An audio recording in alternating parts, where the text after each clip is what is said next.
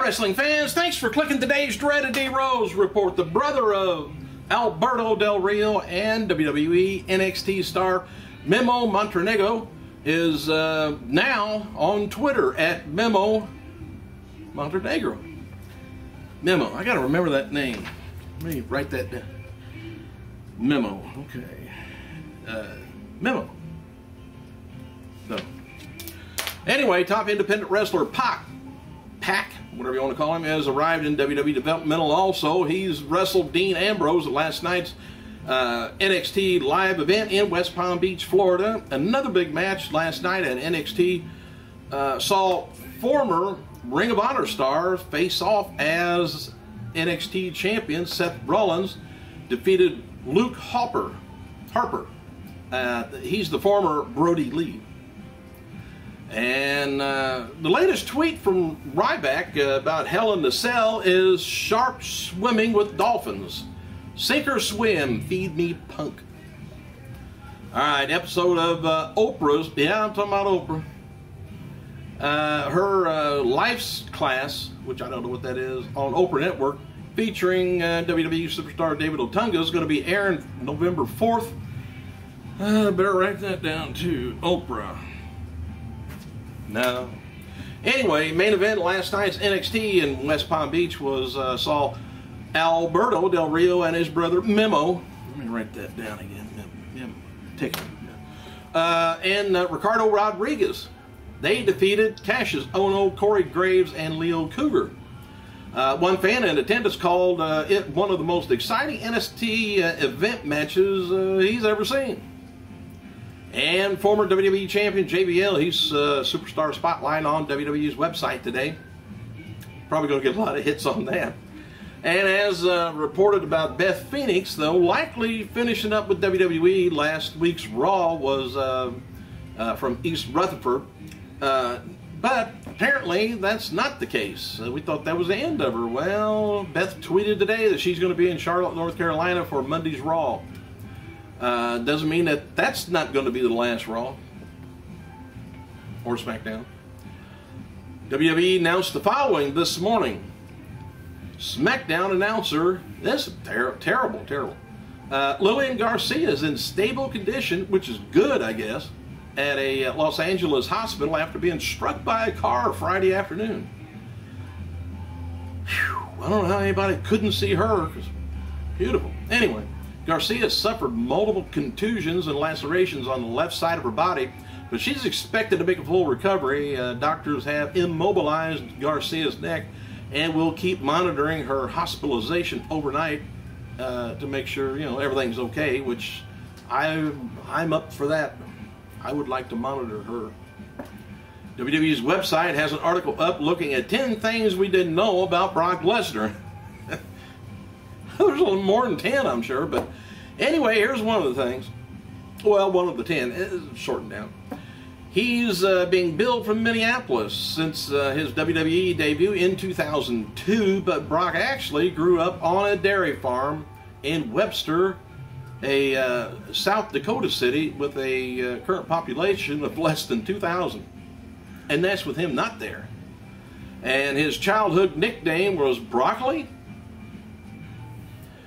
And he was recruited by the Hall of Famer Gerald Briscoe, a former college roommate, one of Lesnar's wrestling coaches, Jay Robinson. He was a former roommate of Sheldon Benjamin, which I think I've seen that somewhere before. Before debuting in WWE, he regularly executed the Shooting Star Press. And after the match, I think it was with Angle, he kind of quit doing that, I think. He landed on his forehead. Lesnar did not win his first television or televised WWE match by pinfall or submission. It was who? Lesnar versus Jeff Hardy at Backlash 2000. It was won by referee stoppage. And Lesnar nearly played for the Minnesota Vikings. Apparently, even though he didn't live there. The sword on his chest represents the Myriad's pressures he felt, mirrors the pressure that he felt during a dark period in his life after leaving WWE. don't know if I'd want to remember that by a dagger, but Lesnar battled a 500-pound plus sumo wrestler, remember old Akebono, in a one-on-one clash in March 19th, 2006, less than 1 year after Big Show faced Akebono at WrestleMania. Unlike Big Show, though, Lesnar was victorious. Never heard much about that. Also, Lesnar refused a Japanese rite of initiation from WWE Hall of Famer Antonio Inoki when working for Japan. It was the tradition for most American stars to get smacked when coming to Japan to compete. Lesnar refused. That's a weird tradition.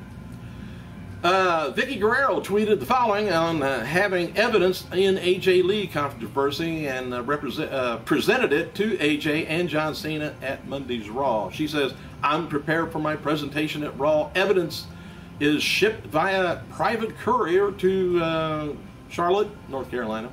John Cena and AJ. Well, we'll see. Will Ric Flair stop it before it gets there? No word yet on which match is going to be airing on today's episode of WWE Morning Slam, but because it's been taped, it's out of order. But TV previews today list that it's going to be Kane hosting a Monster Bash, and sounds like this is going to be a Halloween-themed episode of Saturday Morning Slam, which is already over with now. I don't think they repeat it anywhere. THQ officials have already begun working on, of all things, WrestleMania 14 video game to be released next year. Motion capture work for the game will begin soon.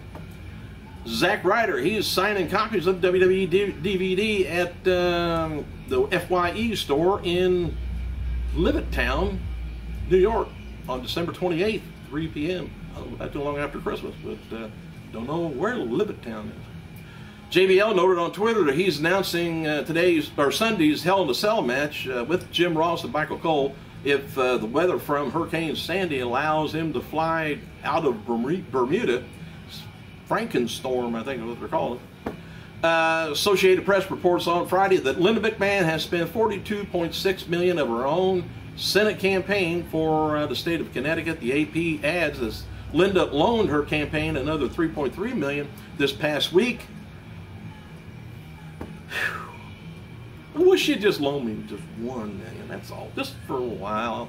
I'll pay it back if I can. On a related note, new FEC filings reveal that Vince McMahon donated $2,500 to the political campaign of Connecticut's politician Drew Roraback, who is running for Congress. Well, we see who's got the wallet.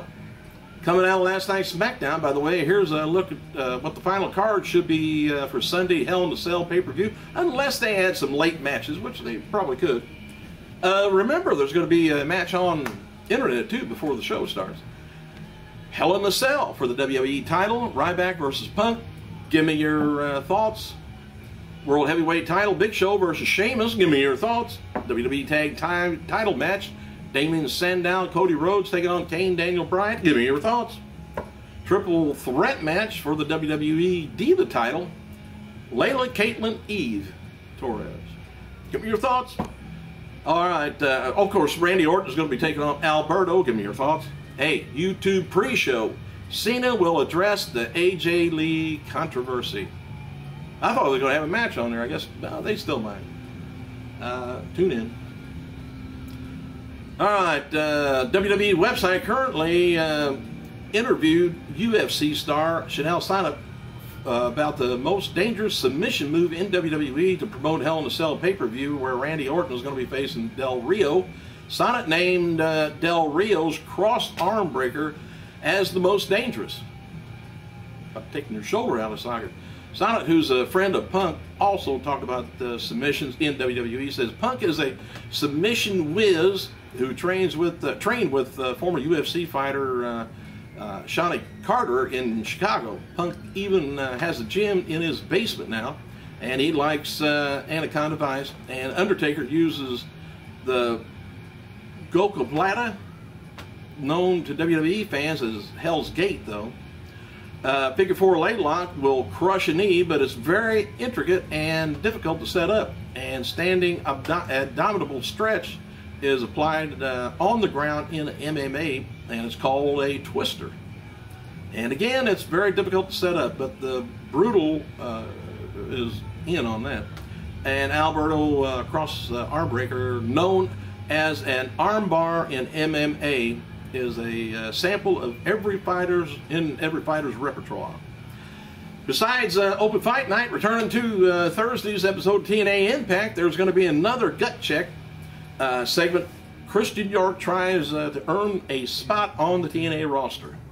And in October 25th, episode of TNA Impact scored a 1.0 cable rating with about close to 1.2 million viewers, down 61,000 from last week. Besides Austin Aries versus Jeff Hardy for the world title, Kazarian and Daniels taking on Chavo and Hernandez for the TNA tag team titles have been confirmed for November's Turning Point pay-per-view. That's all I've got so far on that. Hey, have a great weekend, you guys. Watch out for that storm if you're on the East Coast. I gotta go.